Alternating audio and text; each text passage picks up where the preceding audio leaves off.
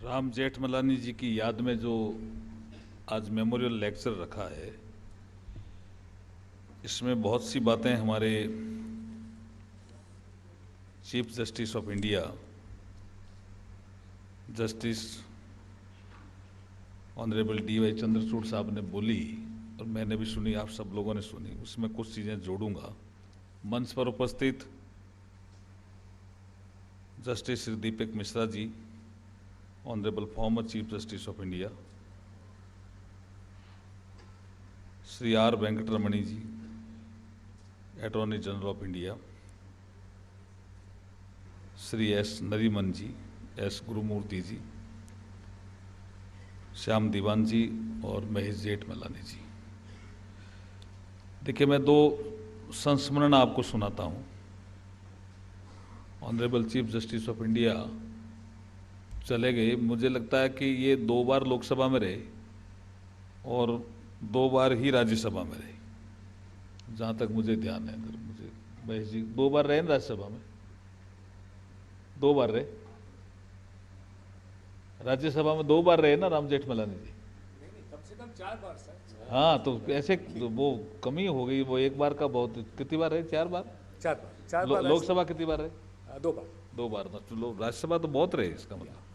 नहीं, ठीक है, ठीक है। मैं एक किस्सा सुनाता हूँ 2013 का आपको। आप तो थे नहीं महेश जी शायद घर पे। वो राजस्थान से राज्यसभा के मेंबर थे, आपको अगर गलत नहीं हो तो हम एक ऐसे ही मेमोरियल लेक्चर मेरे बीकानेर में करने का विचार आया और मैं गया उनके पास। मैंने कहा आपको बीकानेर ले जाना है, क्योंकि वो कुछ एक कमेटी थी, उसमें हमारे साथ 1-2 बार आए थे, तो उनको लगा ये ठीक है, ऐसा लगा उनको कि आदमी ठीक है, चलिए। तो मैंने कहा बीकानेर चलना है। तो उन्होंने कहा आपको 2 पहले कंडीशन पूरी करनी पड़ेगी। मैंने कहा क्या साहब? मैं घर गया था, शाम का टाइम था। बोला पहले तो आपको मेरे साथ बैडमिंटन खेलना पड़ेगा। तो मैंने कहा बैडमिंटन आप इस उम्र में खेलते हो क्या?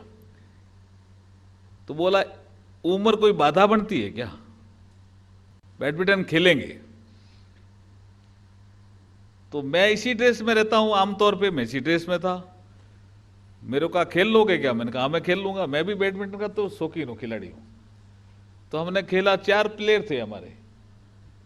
लेकिन उस उम्र में भी इतनी शानदार उन्होंने बैडमिंटन का खेल खेला, जवान भी नहीं खेल सकता। इसके लिए उनको धन्यवाद देना चाहिए, बहुत अच्छा अपना। बट दूसरा मैंने नहीं किया। दूसरी उन्होंने कहा you have to sit with me for a company. आप लोग समझ गए ना? हाँ, समझ ले तो जोरदार हंस सकते हो। मैंने कहा, मैं बोला ऐसा कैसे हो सकता है, ऐसा संभव ही नहीं है।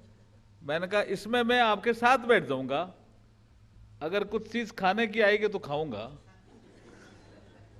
लेकिन ये दोनों एक्सपीरियंस में करीब घंटा 1.5 घंटा रहा उनके घर, दोनों बहुत शानदार एक्सपीरियंस। और मुझे लगा कि इतने शानदार इंसान, जानदार और शानदार, नॉलेज का तो कोई शान ही नहीं था उनका, वो तो एक अलग विषय है। लेकिन बहुत ही शानदार और जानदार इंसान, उनके लिए आपने लेक्चर्स, मेमोरियल लेक्चर रखा। बेसिक स्ट्रक्चर के बारे में बाकी लोग बताएंगे, अभी मैंने देखा वो honourable chief justice of India बताएंगे, लेकिन उन्होंने बाकियों के लिए छोड़ा, मुझे ऐसा लगता है। लेकिन मेरे को उन्होंने कहा कि श्याम का मेरा बेसिक स्ट्रक्चर है खेलना, दूसरा बेसिक स्ट्रक्चर है बैठना। बहुत शानदार इंसान। मेरे को अभी नानावटी केस के बारे में, जब हम पढ़ते थे कॉलेज में, लॉ का स्टूडेंट होने के नाते, ये आज उन्होंने जो honourable chief justice of India साहब ने समझाया केस, उस समय भी समझाते थे, क्या शानदार केस में। लेकिन कहाँ सिंध से प्रैक्टिस शुरू की, नानावटी केस में भी फेमस हुए, इमरजेंसी में भी फेमस हुए, श्री राम मंदिर वाले मामले में भी फेमस हुए, आडवाणी जी के केस में भी फेमस हुए, मोदी जी के केस में भी फेमस हुए, लालू जी के केस में भी फेमस हुए। कौन सा केस है तो उन्होंने छोड़ा, और हर केस में फेमस हुए। जबरदस्त उन्होंने इस देश को दिशा दिखाई। और मुझे तो गर्व ये होता है महेश जी कि जिस जगह मैं आज बैठता हूं उस कुर्सी पे भी राम जेठमलानी बैठे हुए थे, लॉ मिनिस्टर भी थे वो। तो ये मेरे लिए तो बहुत गर्व की बात है। बलबीर जी पुन साहब आए थे तो मैं ये कहने वाला था कि आपका आर्टिकल एक मैंने पढ़ा, शानदार। अच्छा, मुकुल जी भी बैठे हैं क्या? धन्यवाद आपको। तो ये इतने शानदार इंसान जिनकी याद में अब रामनाथ गोविंद का क्या इशू आया, इमरजेंसी का भी इशू आया, कितने ही उनके मेमोरीज होंगी जिसके बारे में आप चर्चा कर सकते हैं। मैं सुप्रीम कोर्ट ऑफ इंडिया को एक धन्यवाद देना चाहूँगा। जस्टिस डी वाई चंद्रचूड़ साहब चले गए हैं। देखिए, मैं एक बार कोई एडीआर के इशू में अभी लंदन गया था, तो वहाँ एक विषय आया कि वीसी के थ्रू, वीडियो कॉन्फ्रेंसिंग के थ्रू सबसे ज़्यादा किसी सुप्रीम कोर्ट में सुनवाई हुई, केस सेटल हुए तो इंडिया। तो मुझे भी अच्छा लगा। ये मैं कम्युनिकेट कर दूंगा कि मैं आपके पीछे से बोला हूं, आप भी कम्युनिकेट करना उनको, और मैं भी कम्युनिकेट करूंगा कि बहुत बहुत तरीके से उन्होंने कहा। और मुझे लगता है टेक्नोलॉजी का यूज करने के लिए जिसका जिक्र आज इस मंच से हमारे चीफ जस्टिस ऑफ इंडिया कर रहे थे, वो है नेशनल जुडिशियल डेटा ग्रिड, और जिसका कल इन्होंने ट्वीट किया, फिर प्रधानमंत्री श्री नरेंद्र मोदी जी ने उसी ट्वीट को ट्वीट किया। तो आज मीडिया में बड़ी खबर है कि इस तरह के जो चेंजेस भारत में आ रहे हैं वो हमारे जो पेंडेंसी है केसेस की उसमें कमी लाने में भी मदद करेंगे, नागरिकों का जीवन भी आसान करेंगे। कौन सा केस चल रहा है, क्या डेट है, कौन से बेंच में आएगा, ये सब चीज़ें आपको ऑनलाइन उपलब्ध रहेगी। मैं इस अवसर पर, चूंकि बाकी सभी मेहमानों को बोलना है और मुझे जो टाइम निर्धारित किया है उस नहीं, इसमें है लिखा हुआ